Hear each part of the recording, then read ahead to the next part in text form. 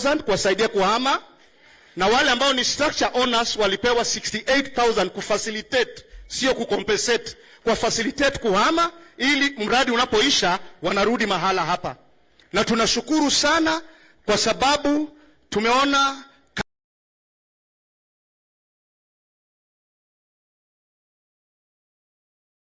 yale ambayo mbunge wetu kwa sasa amesema.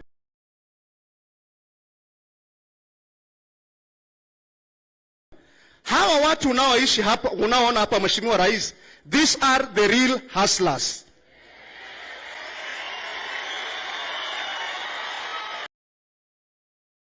Kuweza kujisaidia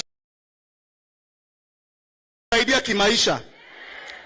Tumejiorganize, tuko na 4 cooperatives ya Zone A, Zone B, kwa sababu hatuwezi pata 10% ya hizi manyumba mara moja.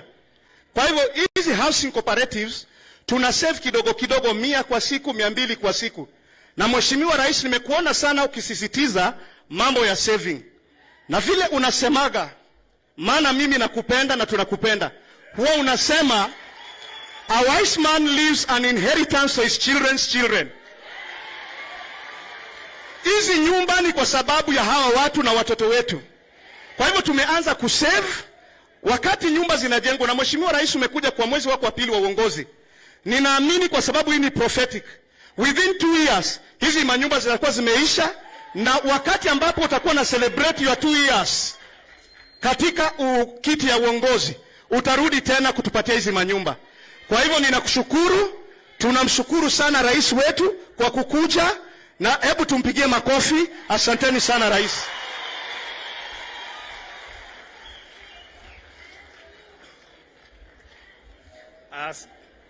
Asante sana Pastor Baraza. Excellency, naona ameongea kutoka, amefungua roho.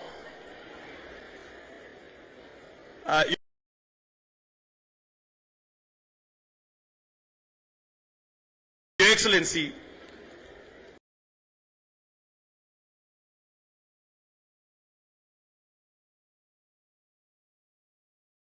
a lot of people have a misconception. They do not qualify as dignity. So what we are doing here is we are not only fulfilling the Constitution requirements of Article 43, but we have found an elegant way of doing it with the private sector. So allow me then, Excellency, to invite the Chairman of Intex Construction, Mr. Kishan Galot, to come and address us. He is also the Chairman of the Roads and Civil Engineering Contractor Associations of Kenya. Karibu, Chairman.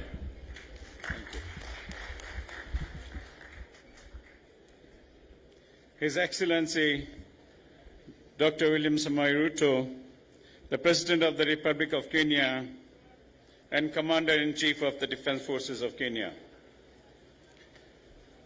Honorable James Macharia, Cabinet Secretary of Transport and Infrastructure, Mr. Charles Hinga, the Principal Secretary, Statehouse, State Department of Housing and Urban Development, Mr. Johnson Sakaja, the Governor of Nairobi City County, all Cabinet Secretaries, Senators, Governors, Principal Secretaries and other dignitaries, and the Kibra community who are amongst us, all protocols observed. Good afternoon.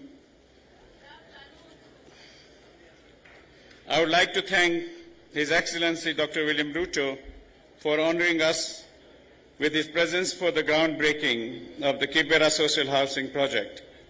I congratulate His Excellency for making housing one of his government's top priority for the country. In 1990, Intex Construction developed one of the country's very first affordable housing project right here in Kibra. We built 2,000 units then, that is 32 years ago. To be here again today is indeed a homecoming for us. We are greatly privileged to be part of this incredible initiative which will transform the lives of the people living here in Kibra for the long term. Intex started its journey 4 decades ago as a building and civil engineering contractor and is very proud to have contributed to many major projects in the housing and road sectors in Kenya.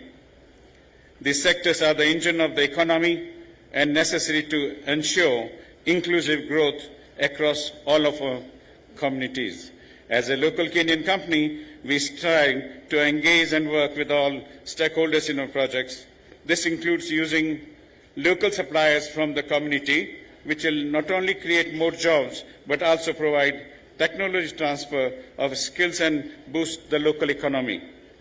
This project is for the development of over 4,000 housing units. This will lead to the direct and indirect employment of over 2,000 people. This in turn will accelerate the long-term social growth for this community, benefiting not only because who are here today, but the future generations to come. We have seen the work done by the Juakali sector, the quality of the work done by this informal sector and their structure in promoting each other is integral of the construction industry. We are committed to engaging with the Juakali sector for the supply of items such as all the doors, windows and materials for this project. I would like to take this opportunity to thank the Ministry of Lands, Public Works, Housing and Urban Development and the State Department for Housing for prioritizing the initiative for the people of Kibra. I would also like to thank Wana PS for his support for the project. We are truly aligned with the initiative and the continued support of all our stakeholders. We will work hand in hand with you to ensure the timely delivery of this very important project. Lastly, a final thank you to His Excellency Dr. William Ruto for his blessing for this landmark project. Thank you very much. Thank you very much, Chairman. The next speaker is a representative from Kenya Commercial Bank, Anastasia Kimtai, who are the local funders for our developers. And as Anastasia comes over, I'd like to recognize the presence of members of the State Department for Housing. You can stand up and we recognize you. Thank you very much. And also there are PSs that have joined us here today. PS Koimet. Where is she? Okay, there's PS Koimet, and I have got my fellow PS Mwakima and PS Muraguri. Thank you very much. Anastasia, karibu. Your Excellency, the President of the Republic of Kenya, Dr. William Samoei Ruto, the Governor of Nairobi County, Sakacha,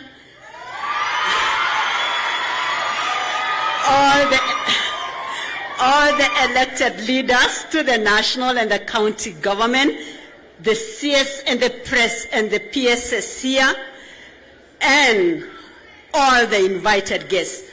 As KCB, it's a great honor to be here this afternoon, Your Excellency, to demonstrate our commitment and partnership in ensuring that the agenda of housing, as promised in Kenya Kwanza Manifesto, is realized and achieved within the next 5 years.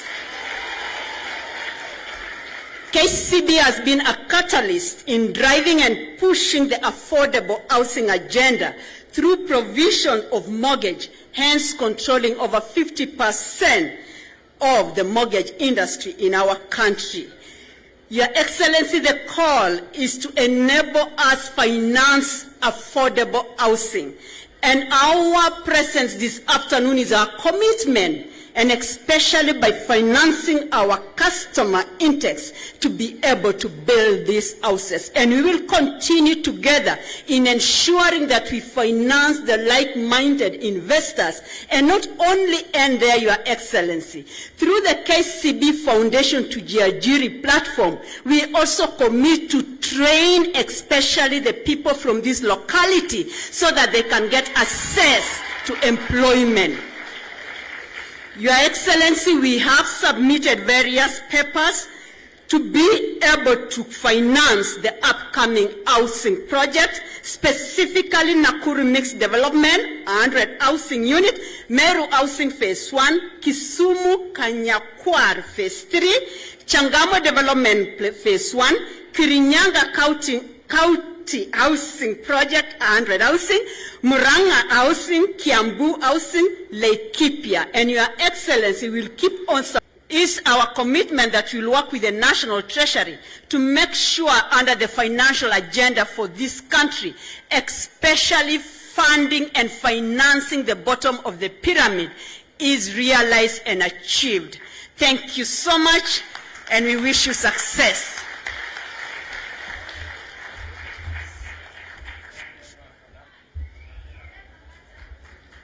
Thank you very much, Madam Kimtai. Your Excellency, KCB have in writing said that they have an amount of 100 billion that they are committing towards affordable housing. And I'm sure we are going to realize that amount. Next, Excellency, today's occasion is about now the next phase. The next phase, Excellency, is about how we are going to transform the Juakali artisans and the opportunity. And the reason why we have invited NITA as they work in these sites, they don't get any certification. And so when it comes to other opportunities like government tenders, they cannot participate because they have no certificate. So we've agreed with NITA that they're going to have a presence here on site to train and certify masons, plumbers, electricians, but also they will go to the 2 other offsites so that they can certify them there, so that the people don't have to go to offices to look for this certification. They come right where they are working. Thank you very much, MD.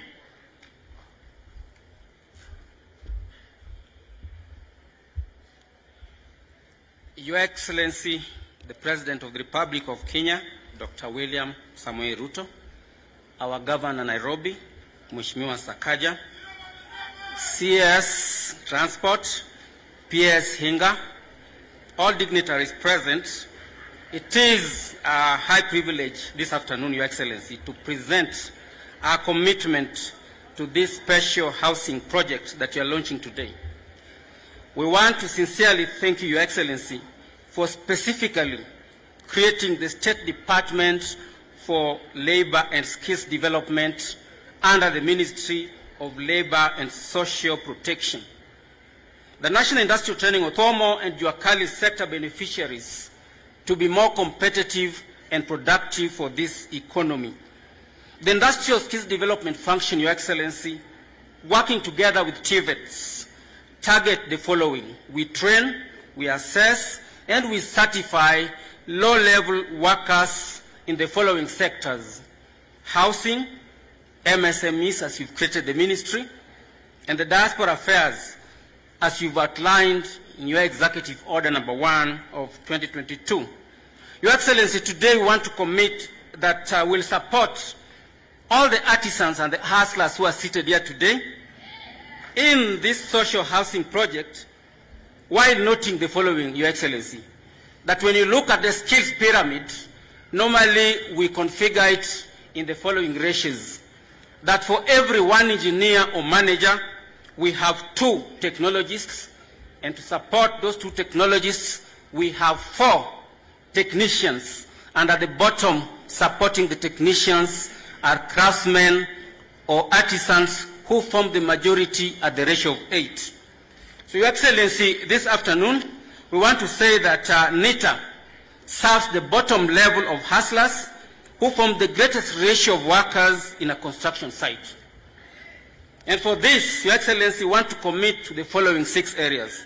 1, that we will ensure that the construction sites, safety and health requirements, and for industrial training and assessment processes.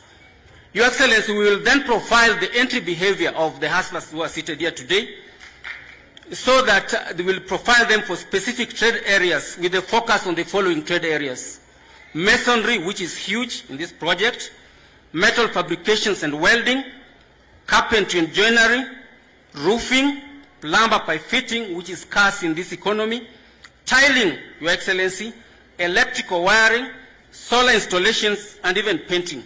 but we are not limited, Your Excellency, to these trade areas for the purposes of support.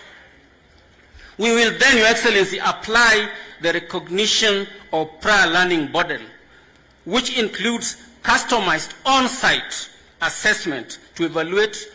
Your Excellency then will issue them with NITA certificates for the successful beneficiaries, commencing at level 2 of the qualifications framework, which is basically grade 3, grade 2, and grade 1.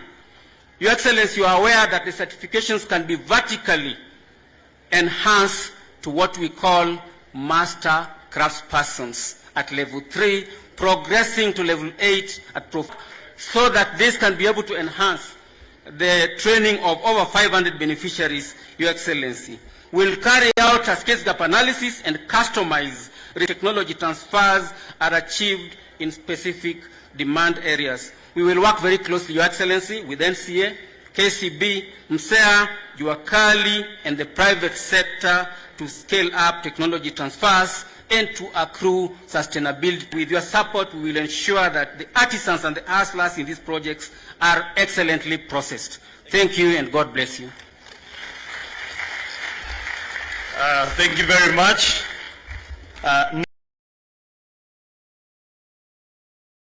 Next to come, Your Excellency,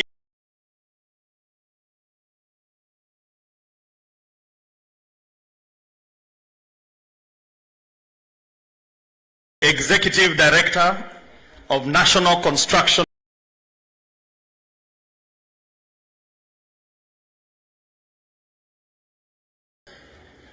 to ensure that construction is safe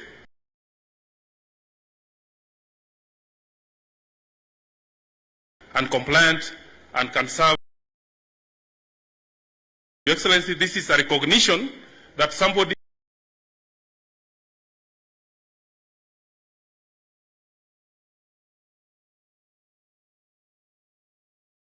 qualifies for whatever work they are supposed to do.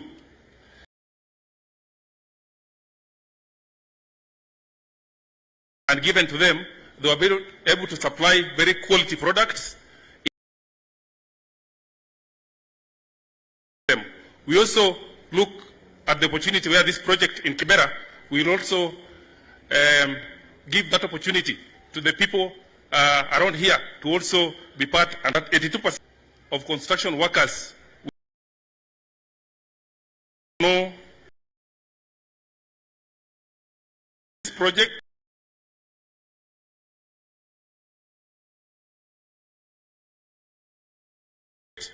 We have put in place through apprenticeship one of the pillars that you've created, Your Excellency, which is the SME, to ensure that we have a way in which through the to integrate the use of building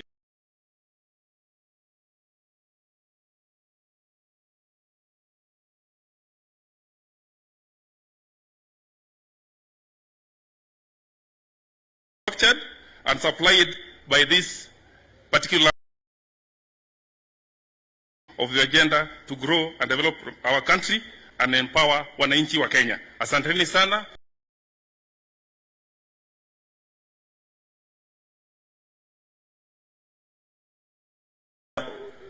In the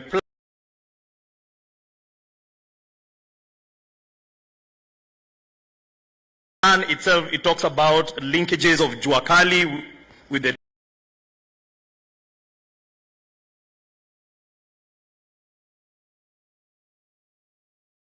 TVET colleges. This is the first.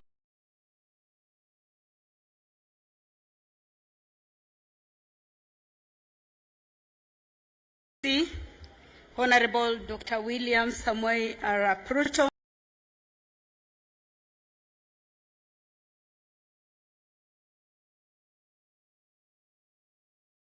Republic of Kenya, and the Commander-in-Chief of the Kenya Defense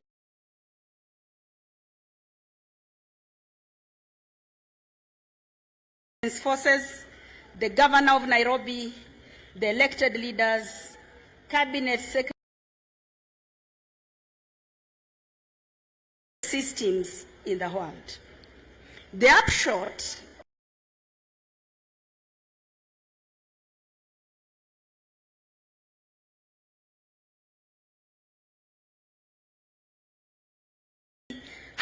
62 in 2011 to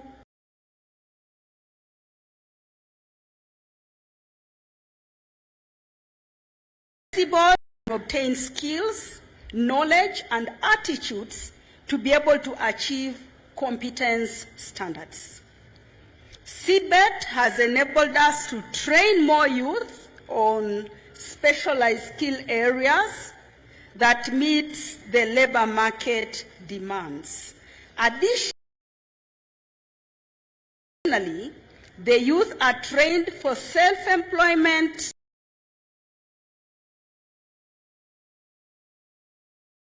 entrepreneurship, and life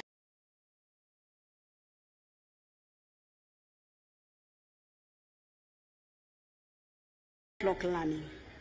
Your Excellency, of competence in concrete floors, the vinyl floors, the terrazzo floors, the ceramic tile floors, marble floors, and wood parquet floors.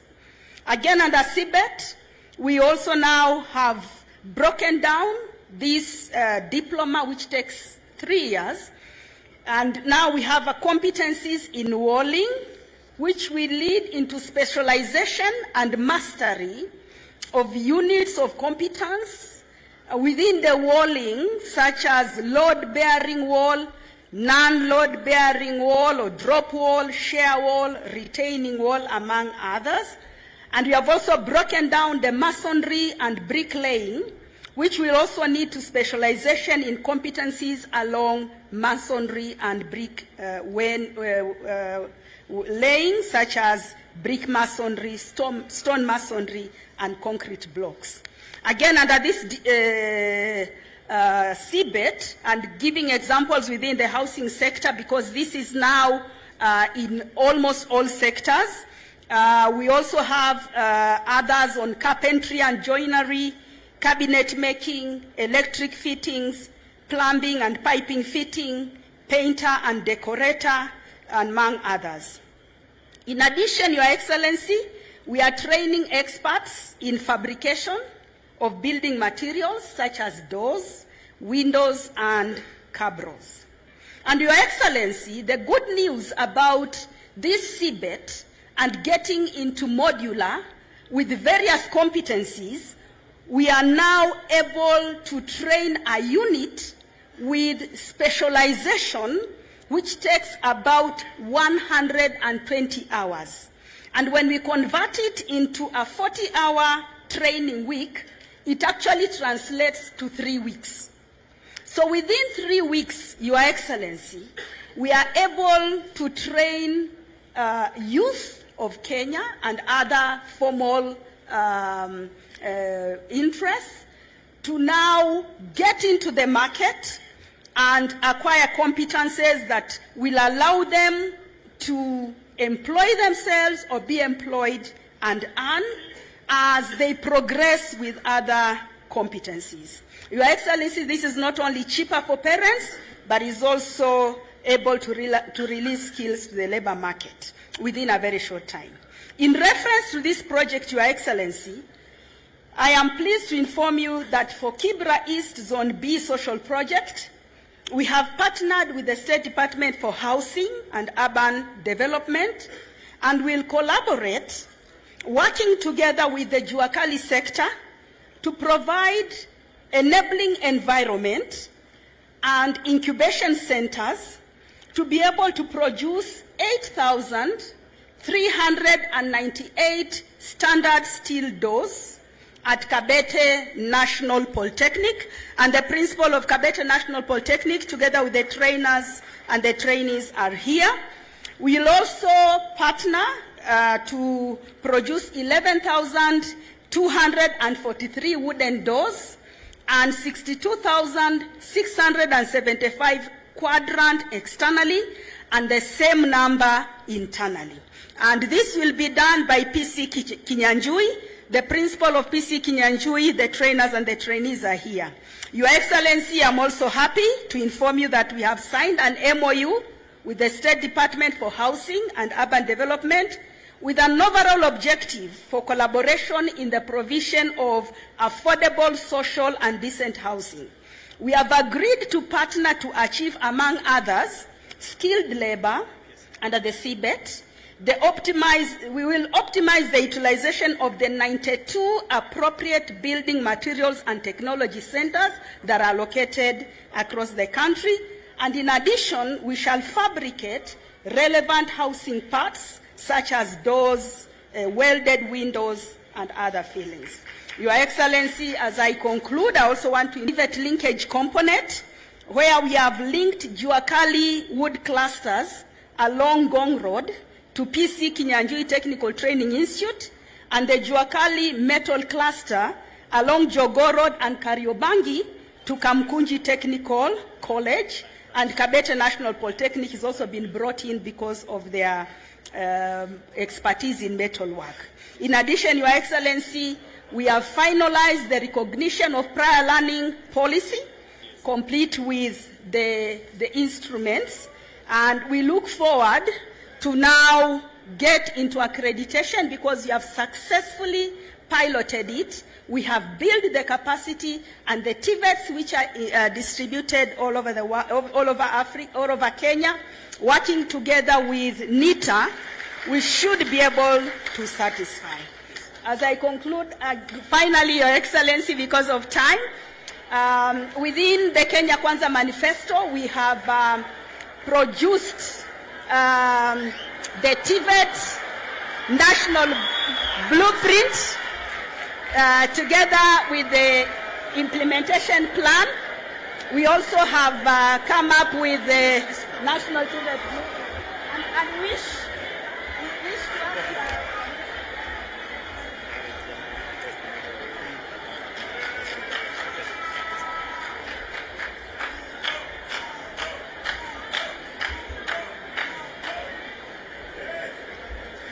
thank you very much, PS TVET. Excellency, this job has faces, and I'd like to invite one beneficiary from Canaan to come and make very brief remarks and tell us where she came from and where she is today. Shiro, karibu. Our Excellency William Samoei Ruto, our Governor, Nairobi County, our Women Rep, Nairobi County. My name is Anne Wanjiro, jina ya mtaa ni Shiro. Your Excellency, nataka kusema ya kwamba sisi ni wale beneficiary wa kwanza wa Canaan Zone A. Hiyo iko kando yetu tu mahali pale. Mimi ni chairperson wa mahali pale na nimekuwa executive committee kuanzia 2004. Nilikuwa na plot mahali pale na nilikuwa na bishana na hii mambo ya Kenya slum upgrading. Nilikuwa mbaya sana. Nilikuwa naona ni kama tunanyang'anywa. Kwa sababu kuna ile mfano tuliona ya Nyayo high rise, na wakati huu tulifurahia Kenya slum upgrading, iliita community, tukakaa chini, tukakubaliana na tukakuwa pamoja. Kwa hivyo nashukuru sana Minister of Housing kwa Kenya slum upgrading. Rais, nataka nikuambie ya kwamba hakuna kitu umefanya mzuri sana katika mambo yote ambayo uko nayo kama kuja kuzindua hii project siku ya leo. Nataka kusema hivi, Bwana Rais, kama kuna kitu mzuri na kitu ambao umesaidia ni kutoa mtu katika slums na kupewa nyumba nzuri. Mimi hapo Rais unaniona, najua wengine wanaulizana huyu alikuwa anakaa tu slum. Nakwambia ukikaa nyumba mzuri, hakuna mambo ya moto moto, maisha inabadilika. Nafikiri mimi, wale wananijua mimi si msichana, mimi ni mama na mimi ni shosho, niko na wajukuu. Lakini ukiniangalia ni kwa sababu ya kulala mahali pazuri. Hakuna moto. Maisha yangu imebadilika hivyo. Na tena Rais, nataka nikuhakikishia kwamba wana slums si ati ni kupenda kwao. Au watu tuko na akili, lakini mapato yetu ni ya chini. Tunakuomba Rais, sisi kama wana Canaan, kwa masomo yetu kidogo, wakati tuliingia zile nyumba, tukafungua hivi tukaona maji inateremka kwa shawa. Tukaangalia tukaona, in fact hapa slum hakuna bedroom. Bedroom ni sitting room, bedroom ni kitchen, bedroom ni... Nasema Kenya slum upgrading imeinua akili zetu juu. Saa hii mimi kwa heshima ya watoto niko na bedroom yangu kando. Na kwa heshima ya Kenya slum upgrading waliona sisi ni watu wa maana, wakatuwekea kitchen kando na watoto kando. Sasa nini ingine unaweza taka? Kwa hivyo Excellency, nataka kusema hivi, mimi nimeshukuru sana, na acha niseme na roho yangu ndio pia wewe aujue, hata kama sikuwa nimekupenda, leo nimekupenda.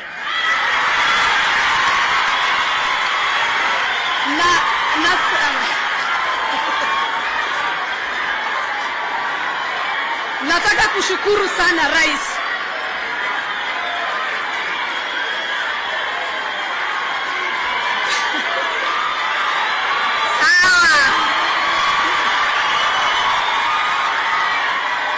Nataka kushukuru Rais. Naomba hata hiyo ghorofa unaona wale wanaishi hapo ni asla. Bado maisha yetu ni ile ya chini. Na kuomba siku ya leo ili nikupende zaidi na wanakana. Tuondolee stamp duty. Tuondolee stamp duty. Tuondolee rand rate. Kwa sababu wakati tulipewa tulifikiri stamp duty na rand rate ati ni kupunguziwa pesa. Ni kwa sababu ile pressure tulikuwa tunataka tuingie kwa nyumba mpya. Tumekaa akili imefunguka, tukaona kumbe rand rate na stamp duty ni kufinyika kidogo. Na kwa sababu tunataka Rais siku ya leo, naomba utuhakikishia ya kwamba kitu mzuri ambao utatufanyia kama wanakanan, kutuondolea rand rate na stamp duty. Ya pili, Bwana Rais, nataka kupongeza Ministry of Housing ya slum upgrading. Na sitaki kusifu wale wakubwa. Nataka kusifu staff wa Ministry of Housing ambao wako hapa.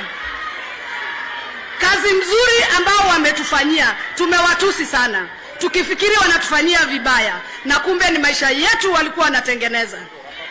Kwa hivyo nashukuru sana, nasema ni asante. Na niseme Bwana Rais, nataka nikitoka hapa ukuwa umetuhakikishia hivyo, na mimi nimesema saa hii nimekupenda, ni kwa sababu najua rand rate itaisha. Asante sana.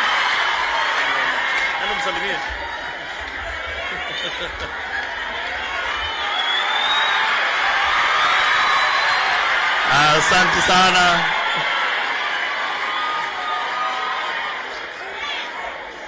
Asante sana Your Excellency Shiro. Your Excellency, wacha nikuondolee shida moja ya stamp duty. In the 2020 finance bill tumeondoa stamp duty for first time homeowners. Kwa hivyo hiyo tunaweza sema imeondolewa. Hiyo ya land rent sijui tunajua ni aje tutapanga. Allow me, Your Excellency, now to take back the program to Mike Gitone.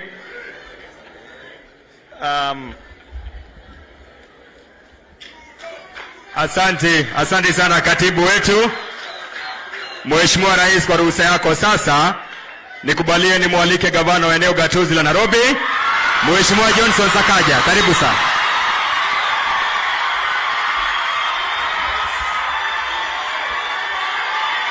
Asante. Haya.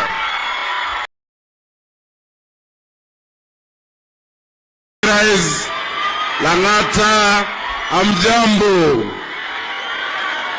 Bwana asifiwe.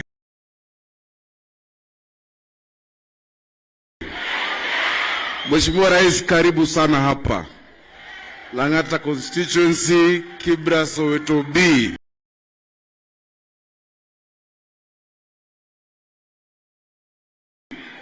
Watu wanakupenda.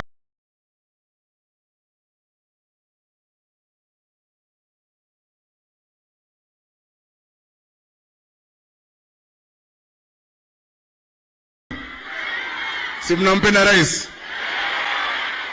Na tunachukua kama jambo la heshima sana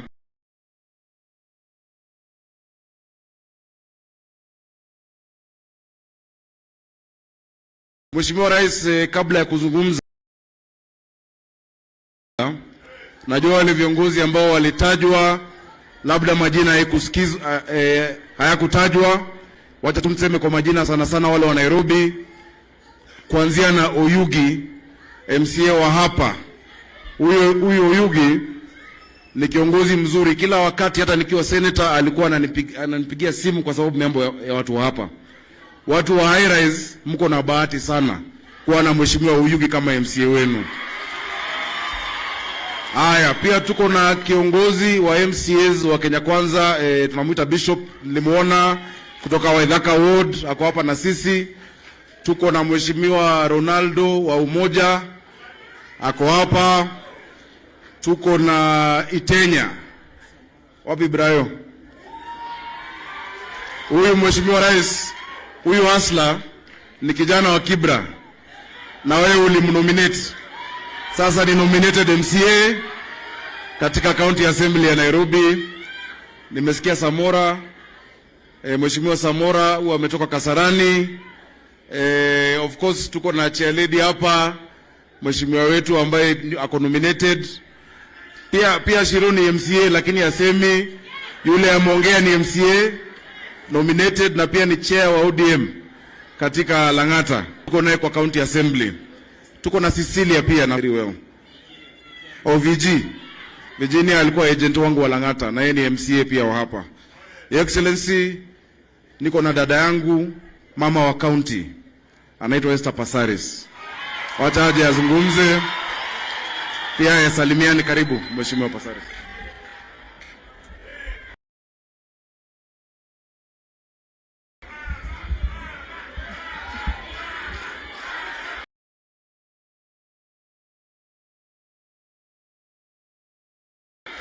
Asante, asante. Your Excellency, Dr. William Samoei Ruto.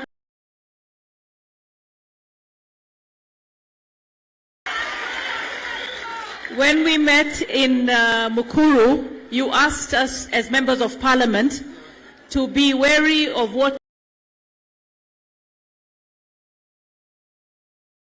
you want to do for the people of this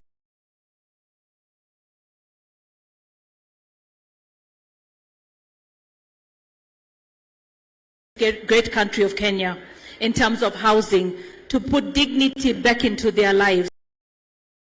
We have a population of 10 million by 2050. 10 million by 2050. For me, I feel we really need to also guard our population. There is no country that doesn't plan its population that can give wealth to its citizens. I really want to appeal to you, Your Excellency, to look into commodities for our women, to look into gender-based violence and give us more money. Nairobi, thanks to the government. But having said all this, Your Excellency, I want to also recognize that the father of slum upgrading is none other than Raila Amolo Odinga. And for that, I want to say thank you. Because a good leader takes every good project that is there. And I know you're going to look into housing, you're going to look into food security, you're looking into water. In this city of mine, Nairobi, there are women who trade their bodies for water. I was talking to the governor about it. So we have a lot of work to do. What I want to say, we will join hands with you, we will give you support so that we can serve the great country that we call Kenya. God bless Kenya. God bless you, Your Excellency. Thank you.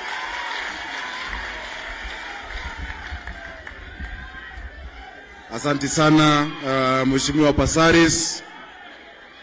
Asante sana. Thank you so much for being here.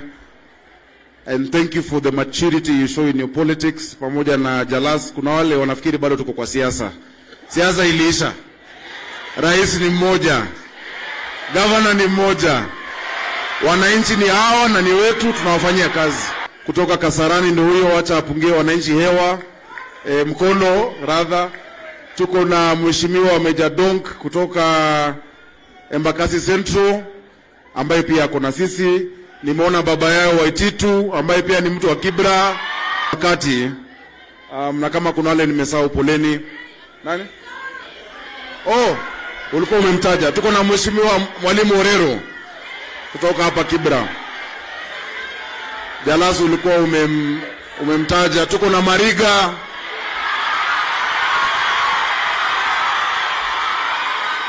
ambaye ako hapa. Asante sana. Mheshimiwa Rais, that are very important to these people. Your Excellency, jambo la kwanza, asante kwa kufikiria mambo ya hadhi, dignity ya mwananchi wa kawaida. Na Your Excellency, umetuonesha njia. Hawa wananchi ndo walitunusuru. Hawa ndo walibaki na sisi. Na sisi tumesema hatutawasahau wananchi wa kawaida wa Nairobi na wa Kenya. Na mimi nawahimiza wale pia wako kwa serikali ya kaunti, kwa kila kitu ambao tunafanya tufikirie hawa wananchi wa kawaida kila siku. Yule mwananchi ambaye amekaa kwa kitongoji, ambaye amekaa kwa slum, he is as Kenyan as yule mwananchi ambaye ako Lavington, ambaye ako Karen. Lazima tumfikirie mwananchi wa kawaida. Na Excellency, wewe ndio umetuonesha kwa mfano wako na kwa mtindo wako. And for that reason, Your Excellency, kwa project kama hii, Ochanda tulieni. Ochanda nimemuona, tunamjua. Tulieni. Hawa vijana tunawajua wote, Your Excellency. Ni vijana wako na wanakupenda. Your Excellency, tumesema kama county government, siku za mwananchi wa kawaida kudharauliwa Nairobi zimeisha. Na tulisema ya kwamba kwa mipango yetu yote kutoka housing ambapo tumesupport, kwa mfano hapa niliandikia PS tarehe 19, alikuwa ameniandikia kutoa approval ya hii kazi ianze without all of those technical steps. Pia ile restriction ya kwenda juu, wanasema usipite a certain height, tumetoa hiyo approval. Na pia waweze kuanza kazi kabla ya kuupload title deed ambayo tunatafuta, tumetoa hizo approval. But tumesema ya kwamba kwa mfano jana na juzi tumekuwa tukiangalia budget ya Nairobi County. Your Excellency, niliona walikuwa wameniwekea 500 million shillings atukujenga mahali ya kufanya kazi. Sasa jameni, nusu bilioni kujengea gavana nyumba. Akina mama hao wanahangaika, vijana wetu wanahangaika, hawana kazi. So nimeeleza watu wangu kwa county, na najua pia kwa national government wamejua focus yetu iko kwa mwananchi wa kawaida. Tuangalie mwananchi wa kawaida kwanza, sisi tutajipanga huko mbele, si ni kweli? Jambo la pili, na nimekubaliana na mheshimiwa Jalas. Mheshimiwa Jalas ambaye ni ndugu yangu sana, na tulikuwa wasanii pamoja. Tumesema ya kwamba ile TVET, Your Excellency, ambayo ilikuwa inaendeleze ili vijana wetu waweze kupata training hapo ndani kwa TVET. Na najua hatua 2-3 TVET itakuwa imeisha. On top of that, kuna vocational center ambayo tumeaward hapa Hairas, na mheshimiwa wetu Oyugi amesukuma, nimehakikisha imekuwa awarded ili vijana wetu tusome, tusikae mtaani tu. Tunataka kutoka kwa dimanga, hiyo dimanga utatoka bila kulambuku bana. Sawa sawa? Tukiwafungulia TVET, tukiwafungulia hii vocational training, go there, get educated. Hata kama ni studio ya mtaa, enda hapo ujaribu usani yako. Ukikaa tu mtaani ungoje Jalas ama Mwalimu Orero akupatie za macho ama Mariga, hatutaenda mahali. Sawa sawa? So Excellency, nimefurahi kwamba tumesema hata ile kazi itafanywa hapa, na nimefurahi huyu contractor wetu ambaye anaitwa Gelot, yeye pia ndo alifanya hii high-rise ya kitambo hii. Yeye ndo alifanya. Vijana wa hapa wafanye kazi, wamama wa hapa wafanye kazi, wapatiwe nafasi katika mpango huo. Excellency, nikimalizia, wananchi wangu, hii rate lazima tulipe ili ni set up valuation court, kuna new valuation rule. rates Nairobi watu watakuwa wanalipa mwezi kwa mwezi, monthly, instead of kulipa ati mwaka moja pesa mingi ili tujenge mji.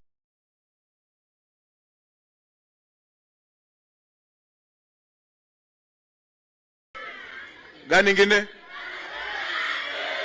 Kazi mtaani. Your Excellency, wakati ambapo tulikuwa na kazi mtaani, I can tell you for sure, Your Excellency, the crime rate in Lang'ata and Kibra went down by 47%. Ilishuka na 47%. Na kuomba, na nimeona Mheshimiwa Hinga, PS Hinga ndo alikuwa brainchild na alifanya na wewe hii kazi mtaani, tukishirikiana county government na serikali yako. Let us give our people hope. Tuwapatie nafasi vijana wetu wafanye kazi, na kina mama walikuwa wanapika. Hiyo kazi ilikuwa inaendelea mzuri. Mimi kama governor nimesema tutaandika vijana wetu waingie kanjo ili kusaidia na mambo ya usafi, ambao watafanya kazi, na pia tutapatana na hiyo mambo ya kazi mtaani. Your Excellency, thank you so much for the support that you have given us. Finally, wale artisans wafanya kazi tools, tunaita common user facility, ili unakuja hapo unapiga randa yako unakamwe. Thank you so much, Your Excellency, for this. Allow me at this stage to invite the Cabinet Secretary, and actually before the PS, Your Excellency, I forgot to recognize our good friend, the former Member of Parliament for Lang'ata, Nixon Korir, ambaye anaitwa Generali, ambaye yeye pia anafanya kazi for now. Yeye ni Deputy MP, Assistant wa Jalas, wanafanya pamoja. Lakini Your Excellency, na kuomba kwa niaba ya watu wa Nairobi, najua hujamaliza kuunda serikali, angalia huyo Nixon vizuri, pia asonge aingie kwa serikali yako. Asante sana.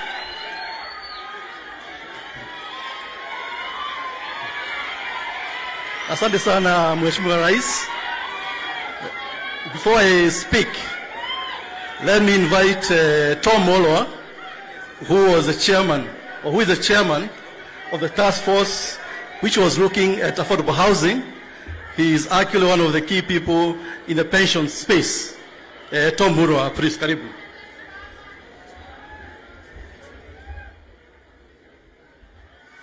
Your Excellency, the President, Dr. William Samoei Ruto, the President of Kenya and the Commander-in-Chief, our Cabinet Secretary is present, the Governor, all protocols observed.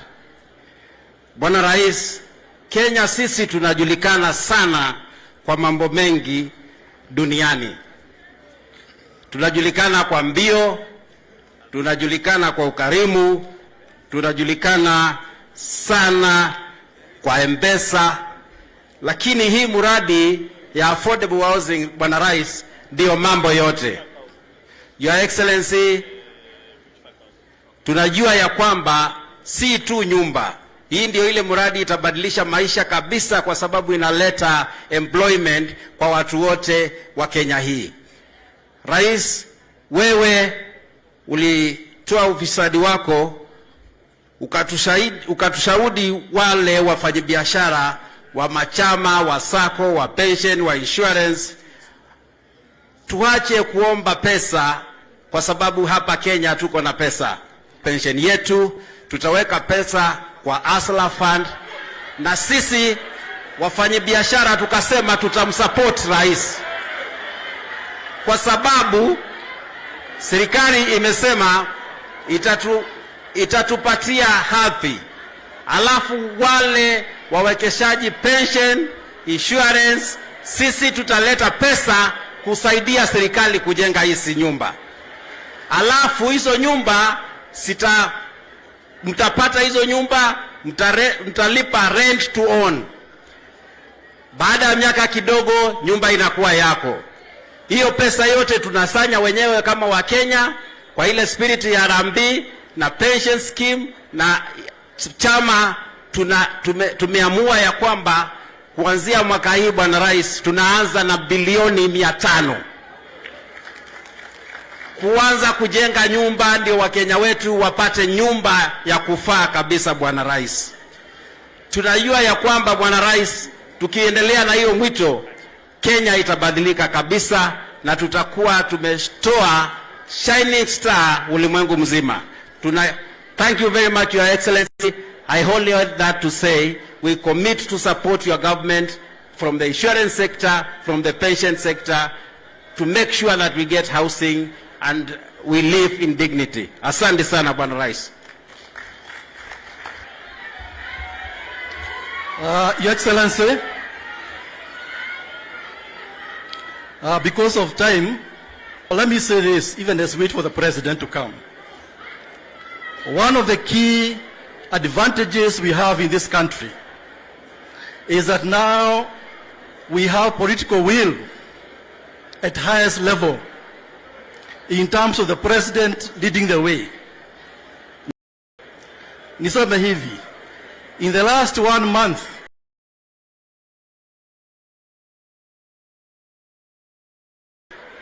ndugu zetu, the President has been to 3 different na dada zetu, ni kwamba mahali rais anaenda, he carries the entire year. Yeye mkuu wa pensions, kuna wa bank wako hapa, bankers are here, you had KCB, mkiangalia kuna developers who are here, investors. So what is important is to know, tukienda mbele hakuna mahali itaachwa nyuma. Wajua Excellency, nilikuwa nasema hii ni ya muhimu, nirudie tena, what you brought to us in this country miaka 10 iliyopita. Governor ako hapa, ako huko. Ukiangalia governor wa Nairobi ako hapa, ukiangalia women rep ako hapa, lakini kwa sababu rais yako hapa, kila mtu ako hapa. Ukiangalia kama mabenki yote iko hapa, ma pension funds. So nafikiri Excellency, tukiendelea namna hii, sasa naambiwa kutoka hapa utaenda Nakuru, halafu uende mahali pengine. I think with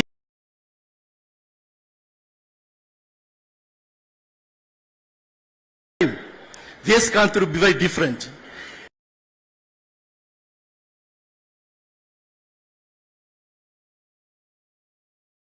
In Africa, in the world, it is Kibra. Sasa kwa sababu hii muradi another 2 years, hiyo itakuwa ni story. It will be a story behind us.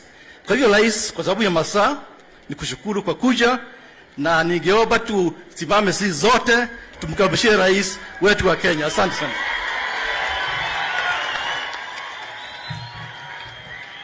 Asante sana Bwana Macharia. Tafadhali tuketi chini. Viongozi wote wenzangu na wananchi wa hapa Kibra pamoja na Lang'ata, hamjambo? Kibra hamjambo?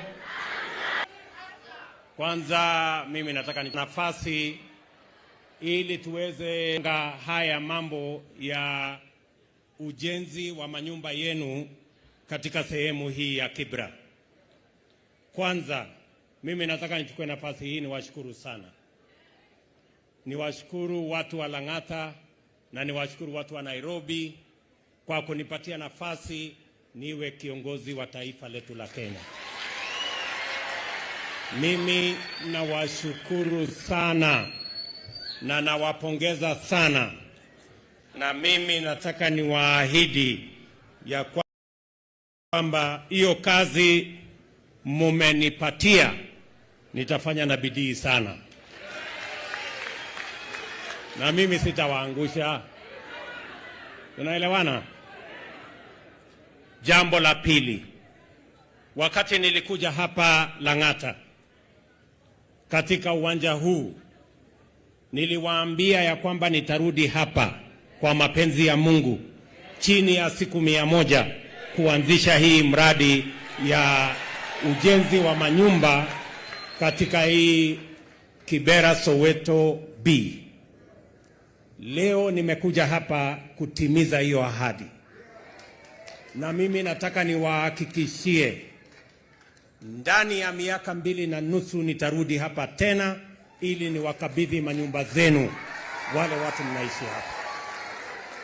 Lakini shida ilikuwa ni kwamba wale wanaishi pale wakiondoka wanaenda wakiendanga, hawarudi tena, kwa sababu watu wengine walikuwa wanatafutwa waje waishi kwa manyumba ile imejengwa, na wale ambao walikuwa wanaishi hapo wanapotea tu. Hapa Shiro amesema wale mlikuwa mnaishi hapa, nyinyi ndio mtakuwa watu wa kwanza kurudi hapa, kwa sababu hapa ni nyumbani kwenu.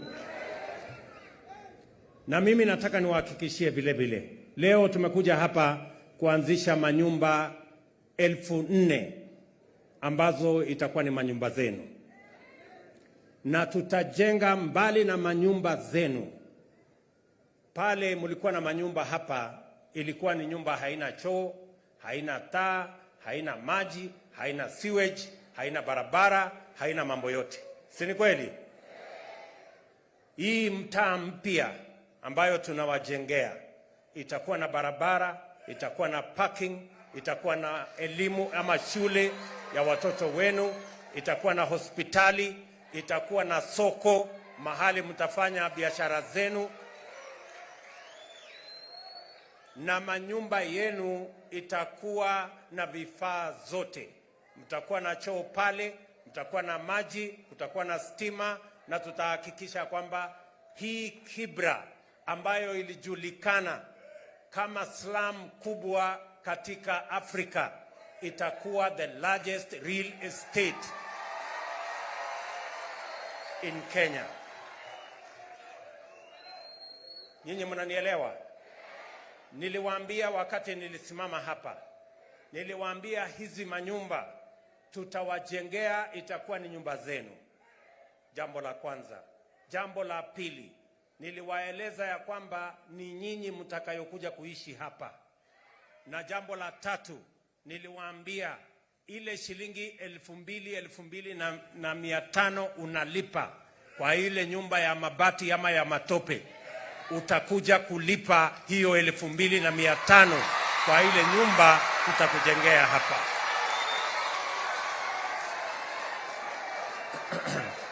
Nyinyi mnanielewa?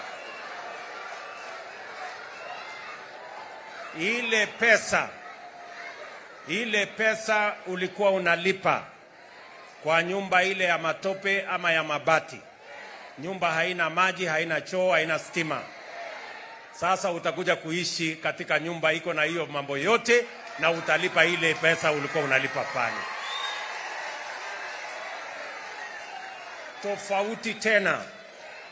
Tofauti tena, wewe ulikuwa unalipa 2,500 na hiyo nyumba ni ya mwenyewe. Hakuna siku hiyo nyumba itakuwa yako, lakini inakuwa yako, unaendesha nyumba yako.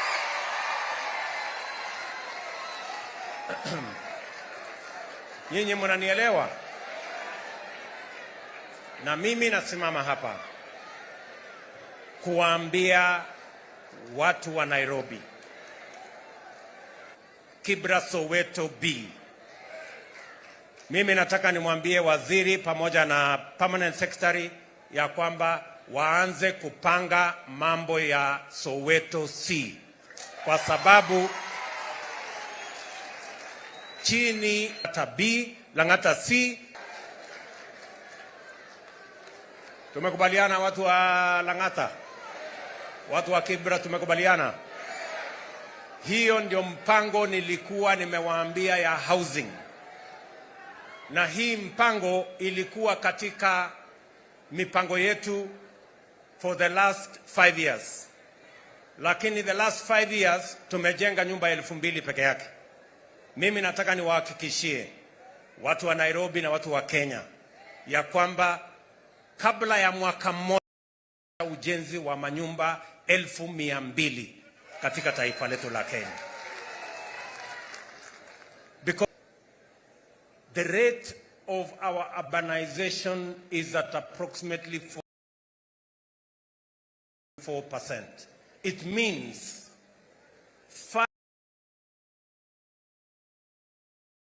500,000 people every year move to our urban, to about 50,000 houses every year. Out of that 50,000 houses, only 2%, about 1,000, are affordable for the majority of Kenyans. They fall in the category of affordable housing. And that is why we are making it a deliberate program to build 50% of all our housing must be in the category of social and low-cost housing, so that we can pay attention to the majority of Kenyans who live in our slum areas. Na sababu hiyo tumesema ya kwamba tutaongeza nyumba tutakazojenga kila mwaka ifike 1,200, kwa sababu tayari tuko na upungufu wa manyumba milioni 2 Kenya ya wananchi kuishi. We already have a shortage of 2 million houses, and every year we are supposed to cater for another 250,000. So it is important as a country that we focus in this area so that we can give the people of our country dignity. They can live in areas that are, and they can bring up their families in environments that are of good quality and in environments that are in tandem with the provision of our constitution. Kwa hivyo, mimi nataka niwahakikishie ya kwamba hiyo barabara tutatembea pamoja. Ndani ya wiki 2 nitaenda pale Makongeni kuanzisha nyumba 25,000 zingine za low-cost housing. Na hapa Nairobi nimesema ya kwamba tuko na ekari karibu 3,000 ambazo tunaweza kuzitumia katika mambo program hii ya affordable housing. So in Nairobi alone, focusing on 3,000 acres, we should be able to build 500,000 houses in the city of Nairobi. And I want to ask all the stakeholders in this field, from the ministry responsible to the developers, to the financiers, and to the off-takers, that we work together and we are going to provide the necessary leadership so that we can change the status of our city and change the status of our country. Tunaelewana jameni? Hapa wakati mambo ya ujenzi itaendelea, tutakuwa na wafanyi kazi karibu 2,500 watakaofanya kazi katika huu mpango. Vile vile tutakuwa na biashara. Mumesikia tumekubaliana na contractor ya kwamba yeye atafanya 60% ya kazi. 40% ya biashara itafanywa na wafanyabiashara wengine wadogo wadogo hawa. Tumekubaliana ya kwamba milango yote karibu 8,400 itatengenezwa na mahasla wa hapa. Tumekubaliana ya kwamba madirisha yote karibu pia 15,000 madirisha 15,000 itatengenezwa na vijana wenu wa hapa Lang'ata, vijana wale wanafanya kazi pale Ngong Road, wale wanafanya kazi Kariobangi,